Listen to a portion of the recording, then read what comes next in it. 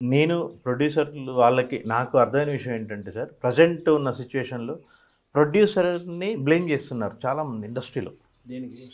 ఇప్పుడు ప్రొడ్యూసర్ అనేవాడు ఏదైనా ఉండంటే ఆయన ఓన్లీ ఎంజాయ్‌మెంట్‌కి అనే ఫీల్ సార్ నేను ఓపెన్ చెప్తున్నాను. కొంతమంది ఉన్నారండి. అవును. అలా అలా చేసి బ్లేమ్ చేసి వదిలిపెట్టడం తప్ప ఎక్కడ ఏం లేదు సార్. యాక్చువల్‌గా ఏంటంటే ఇంతమందికి ఫుడ్ పెడుతూ, ఇన్ని కుటుంబాలని పోషిస్తూ, లైఫ్‌ని, ఫ్యామిలీస్‌ని అన్ని రకాలుగా సాక్రిఫైస్ చేస్తూ ఉన్నా కూడా సార్ ఇప్పుడు మనం మాట్లాడుకుందాం సార్.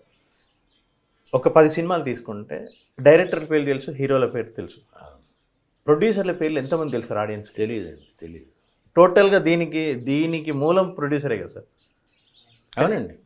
అదొక్కటి కోల్పోతున్నాను చిన్న బాధ ఉంది సార్ అంతే. దానికి ఏం చేయాలి మరి? ఏం లేదు సార్ ఇప్పుడు డెసిషన్ కూడా అవతల చేతిలోనే వెళ్ళిపోతుంది.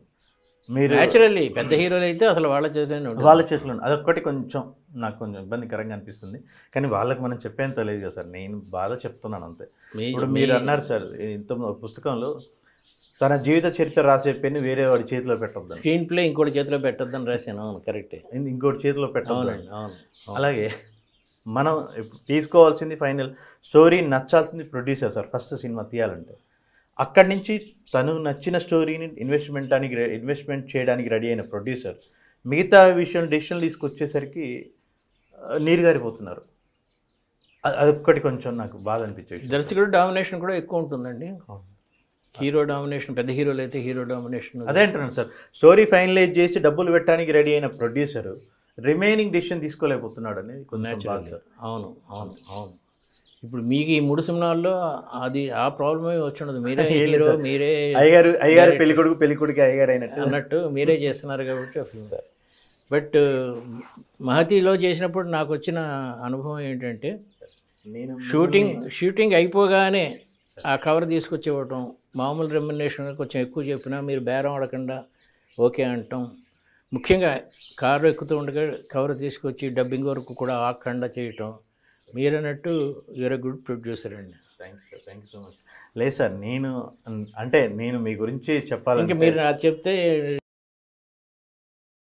No sir. నేను అనేది ఏంటంటే సార్, అసలు నేను మీ దగ్గరికి రావటం, నేను మీతో స్టోరీ చెప్పడం, మీరు రావటం, నటించడం నాకు చాలా సంతృప్తి అనిపించింది.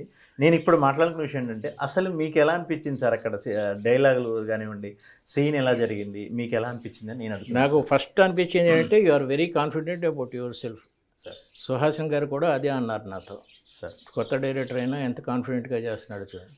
సార్ షార్ట్ డివిజన్లో ఏవి కన్ఫ్యూజన్ లేకపోవడం, సార్ ఎవరి షాట్లు ముందు తీయాలి, ఎవరి షాట్లు తర్వాత తీయాలి, సుహాసిని గారిని ఎప్పుడు క్యారవాన్కి పంపించేయాలి, నాతో ఎక్కడ చేయాలి అంటే అలాంటి అలవాటు ఉన్న డైరెక్టర్లు బాపు గారు ఒకరు, సార్ రాఘవేంద్రరావు గారు ఒకరు, సార్ వాళ్ళలో చూశానండి. మళ్ళీ మీలో చూస్తున్నాను. Thank you sir. Thank you so much. ఎలా చేయాలి, ఏ సీన్ తర్వాత ఏ షాట్ తర్వాత ఏ షాట్ తీయాలి. తర్వాత డైలాగ్ కూడా నేను ఒకసారి ఏదో చిన్న సజెషన్ చెప్పకపోతే వద్దండి ఇది ఇలాగే ఉంచండి అన్నారు మీరు, నాకు గుర్తుంది. ఆ కాన్ఫిడెన్స్ ఉండాలండి డైరెక్టర్. ఎందుకంటే మీరే కదా షిప్ ఆఫ్ ది కెప్టెన్ మీరే, మీకు తెలుస్తుంది. సార్ నేను ఎక్కడో రాశాను, మంచి నాయకుడు సలహాలు తీసుకుంటాడు కానీ నిర్ణయం అతనే తీసుకుంటాడని. అది ప్రూవ్ చేశారండి. Sir thank you sir.